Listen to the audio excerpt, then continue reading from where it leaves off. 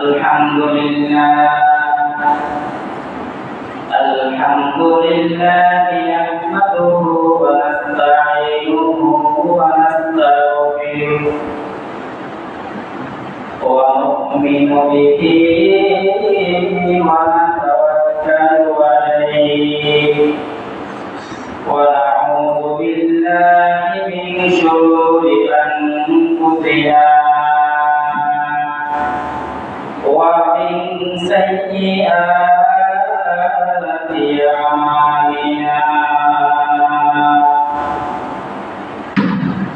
من يهده الله فلا مضل له ومن يضلله فلا هادي له ونشهد أن لا إله إلا الله وحده لا شريك له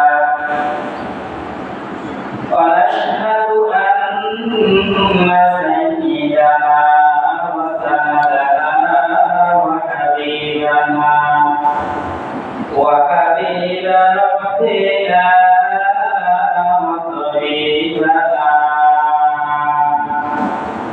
وطبيب قلوبنا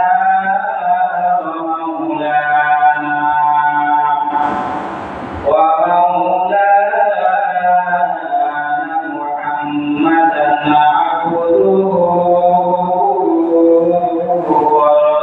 ورسوله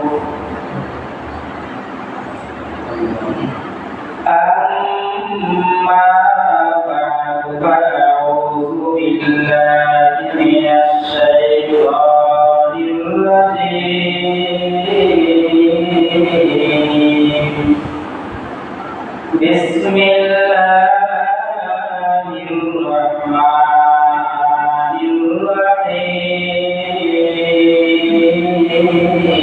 الرحيم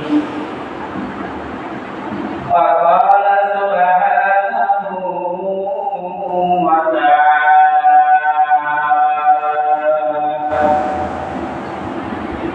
يا أيها الذين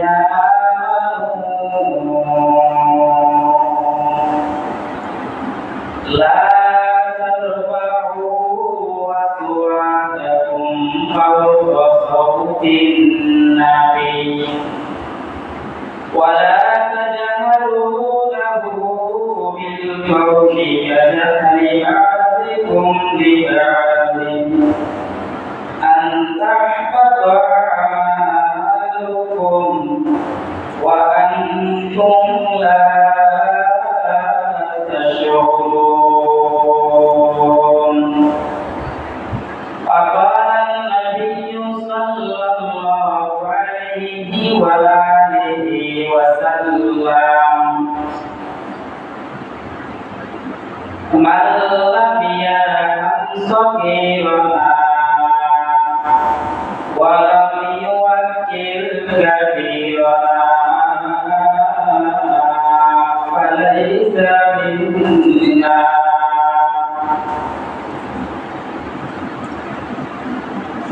أو كما قال النبي عليه الصلاة والسلام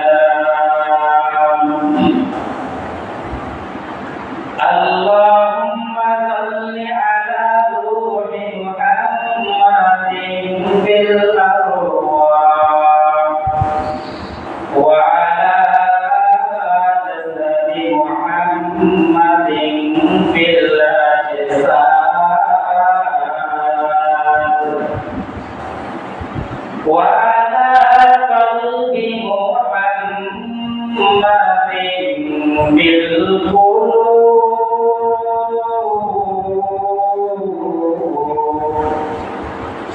وعلى قبر محمد في القبور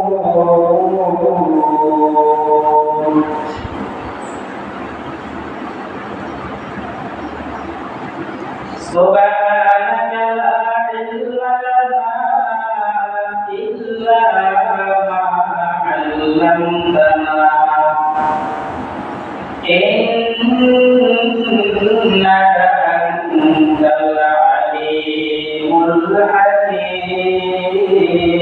الحكيم رب اشرح لي صدري ويسر لي أمري واحلل عقدة من لساني يفقهوا قولي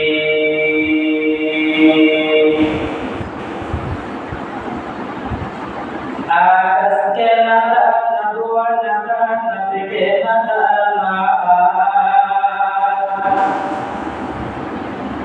आकाश के नदा नदुआ नदा नद के नदा दल जहले मुरक्कबे अबादु दहरे के माना दल जहले मुरक्कबे अबादु दहरे के माना आशिक हो गया तोरे शहंशाह दो आलम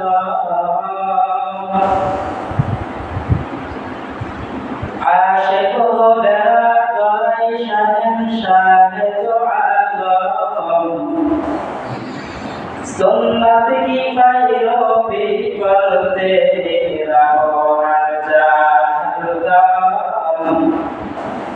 सुन्नत की पैरोवी करते रहो हर जहाँ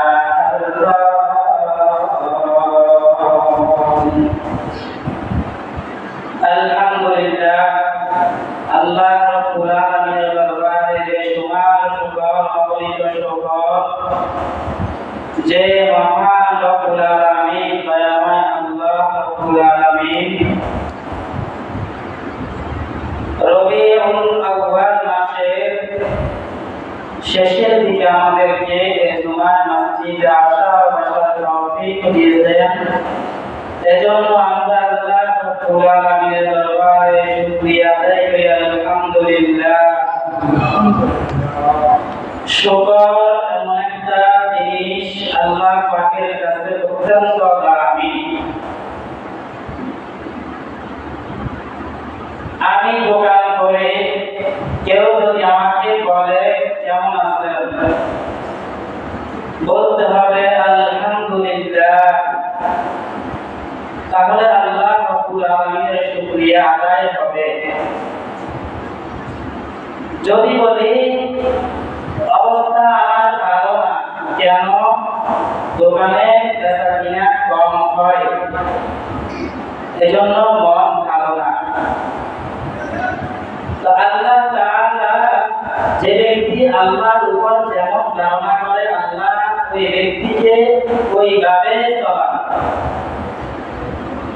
হাদিসে কুদসিতে এসেছে আনা ইনদা জন্নি আব্দি বি আমার কোন বান্দা যদি আমার উপর ভালো ধারণা করে আমি আমার বান্দাকে ভালো ধারণা মতে চালাবো যদি বান্দা আমার উপরে খারাপ ধারণা রাখে আমি তাকে খারাপ পথে চলাই তৌফিক দিব এই হাদিসের দিকে লক্ষ্য করলে বোঝা যায় আমি আল্লাহর কাছে যাই চাইবো আল্লাহ আমাকে তাই দিবেন মসজিদ পর্যন্ত আমি হেঁটে হেঁটে আসতে পারতাম না যদি আল্লাহ আমাকে না আনতেন দেখেন অনেক মানুষ এখনো ঘরে শুয়ে আছে অসুস্থ মসজিদে যে আসবে এমন শক্তি পায় নাই যদি এই শক্তি মানুষের দেহে থাকে তাহলে যে ব্যক্তি ঘরে শুয়ে আছে আল্লাহ বলে দেখো তাকে বলো মসজিদে আসতে ওই ব্যক্তি যদি মসজিদ পর্যন্ত না আসতে পারে বুঝতে হবে শক্তি দিতে গিয়ে আল্লাহ তো আল্লাহ রাব্বুল আলামিন আমাদেরকে বেশি বেশি শুকরিয়া আদায় করার তৌফিক দান করুন আবার বলি আলহামদুলিল্লাহ আমি যে আয়াতে কারিমা তেলাওয়াত করেছি কোরআনে কারীমে একটা সূরা রয়েছে সূরাতুল হুজুরাত। হুজুরাত নামে একটা সূরা আছে। হুজুরাত হুজরাতুনের বহু বচন। অর্থ হলো কক্ষ, কুঠির, ছোট একটা রুম। যেমন আমাদের মসজিদের কোন একটা রুম আছে, ওই রুমটাকে আমরা সবাই আরবিতে বলি হুজরাখানা। তো হুজরার সাথে খানা আর বলতে হয় না, শুধু হুজরাই বলতে হয়, কারণ হুজরার অর্থ যেটা, খানার অর্থ সেটা। হুজরা আরবি শব্দ অর্থ হলো ছোট একটা ঘর বা কুঠির, কক্ষ। আর খানা এটা ফারসি শব্দ, তার অর্থ হলো ছোট একটা ঘর বা কক্ষ। তা আল্লাহ তাআলা এই হুজুরাত নামে একটা সূরা কোরআনে কারীমে নাযিল করেছেন বিশেষ কিছু কারণে, সেটা ইনশাআল্লাহ বলবো। এই সূরার শুরু থেকে আল্লাহ তাআলা বলেন, ইয়া আইয়ুহাল্লাযীনা আমানু, আল্লাহ রাব্বুল আলামিন পৃথিবীর সমস্ত মানুষকে একটা ডাক দিয়া বলেন, ইয়া আইয়ুহাল্লাযীনা আমানু, ও দুনিয়ার মুমিন নর নারী, আলেম ভাইরা আলেম। আল্লাহ রাব্বুল আলামিন প্রত্যেকটা মুমিন মুমিনাকে একটা শব্দ দিয়া ডাকছিলেন। ডাক দিয়ে আল্লাহ তাআলা বলেন, লা তুকদ্দিমু বাইনা ইয়াদাইল্লাহি ওয়া রাসূলিহি। আল্লাহ তাআলা বলেন, তোমরা আল্লাহ এবং তার রাসূলের সম্মুখ দিয়া তোমরা অগ্রণী ভূমিকা পালন করবে না। এখানে বোঝা যায় আল্লাহ তাআলা এটাই বুঝাইছেন যে আল্লাহর বিধানের সামনে অথবা আল্লাহর বিধানকে বাদ দিয়া কেউ নতুন করে বিধান চালু করে চলা যাবে না। আল্লাহর হুকুমের বাইরে কেউ চলা যাবে না, রাসূলের তরিকার বাইরে কেউ যাওয়া যাবে না। আল্লাহ তাআলা বলে, আমি আল্লাহ এবং আমার রাসূলের বিধান এবং আমার রাসূলের সম্মুখ দিয়া তোমরা কেউ অগ্রণী ভূমিকা পালন করতে পারবে না। ওয়াত্তাকুল্লাহ, সাথে সাথে তোমরা আল্লাহ রাব্বুল আলামিনকে ভয় করবা। আল্লাহ বলে, আমি আল্লাহকে ভয় করার মাধ্যমে তোমরা আমি আল্লাহ এবং আমার রাসূলের যে সমস্ত বানানো হক রয়েছে ওগুলোর মধ্যে দিয়ে চলবা। আমি আল্লাহর হুকুমের বাইরে যাওয়া যাবে না, আমি আমার রাসূলের তরিকার বাইরেও চলা যাবে না। ইন্নাল্লাহা সামিউন আলীম, আল্লাহ তাআলা বলেন, আল্লাহ হলেন সর্বশ্রোতা এবং সর্বজ্ঞ। আল্লাহ বলে, দুনিয়ার মানুষ তোমরা যাহা কিছু বলো আমি আল্লাহ কানে শুনি, তোমরা যাহা কিছু বলো দুনিয়াতে থাইকা আমি আল্লাহ সব কিছু দেখি। আল্লাহ বলে, কেমন দেখি আমি? দেখো তোমরা দুনিয়ার জমিনে একেবারে অন্ধকার রাতে একটা কালো পাথরের উপর দিয়া যদি একটা ছোট একটা কালো পিঁপড়া হাঁটে, ওই পিঁপড়াকেও আমি আল্লাহ দেখি। অন্ধকার রাতে একটা কালো পাথরের উপর দিয়া যদি কালো একটা পিঁপড়া হাঁটে, ওই পিঁপড়ার পায়ের আওয়াজ পর্যন্ত আমি আল্লাহ শুনি। তাহলে কেমন আল্লাহ? আল্লাহ সবকিছু দেখেন এবং সবকিছু শুনেন। এই সমস্ত আয়াতের দিকে লক্ষ্য করলে দেখা যায় আমি যে গুনাহ করি আমার গুনার খবর কেউ না জানলেও আল্লাহ জানেন। আমি যে গুনার পথে হাঁটি পৃথিবীর কেউ না জানলেও আমার আল্লাহ কিন্তু দেখেন। আমি যে বাম পথে হাঁটি আল্লাহ কিন্তু দেখেন। আমি যে গুনার পথের দিকে মুখ করাইতেছি আমার আল্লাহ কিন্তু দেখেন। দুনিয়া আমার মা দেখে না, আমার বাবা দেখে না, আমার ওয়াইফ দেখে না, আমার ভাই দেখে না, আমার বীর দেখে না, কিন্তু সব কিছু দেখে একমাত্র আমার আল্লাহ। আল্লাহ সব কিছু দেখেন ও জানেন সব কিছু। এরপরের দিকে আল্লাহ তাআলা বলেন যে আয়াত কারিমা আমি তেলাওয়াত ইয়া আইয়ুহাল্লাযীনা আমানু আল্লাহ রাব্বুল আলামিন তাকে বলে ও মুমিনের দল লা তারফাউ আসওয়াতাকুম ফাওকা সাওতিন নবী ও দুনিয়ার মুমিন তোমরা আমার নবীর আওয়াজের উপরে কেউ জোরে আওয়াজ করে কথা বলবে না।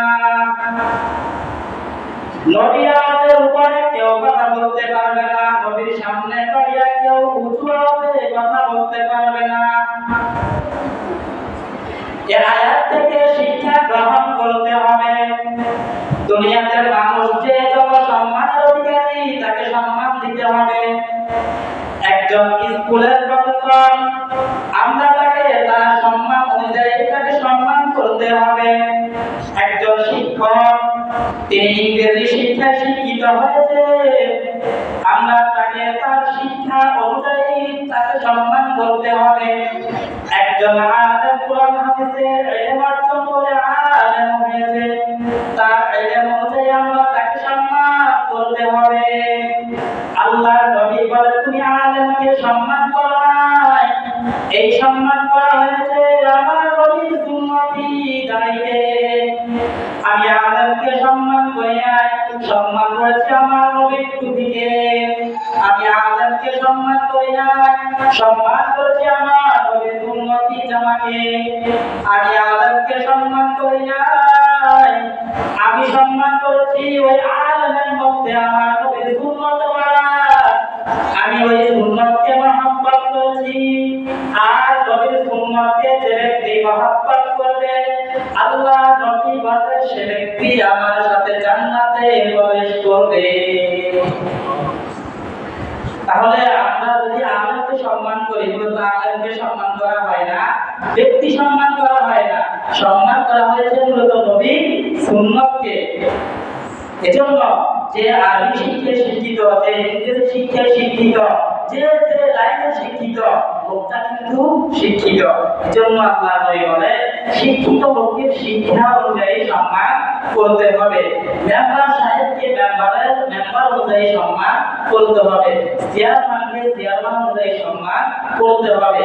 মোট কথা হলো যে যে লাইনে সম্মান পাওয়ার উপযোগী আমরা তাকে সম্মান দিতেই হবে। এই আয়াতে কারিমা নাযিল হওয়ার একটা প্রেক্ষাপট আছে, সামনে নজুল মানে আয়াতটা কেন নাযিল হয়েছে। বনু তামিম গোত্রের কিছু মানুষ একদিন নবীজির কাছে আসলো নবীজির সাথে সাক্ষাৎ করার জন্য। এমন অবস্থায় আপনার আমার নবী ওনার হুজরাখানার ভিতরে রুমের ভিতরে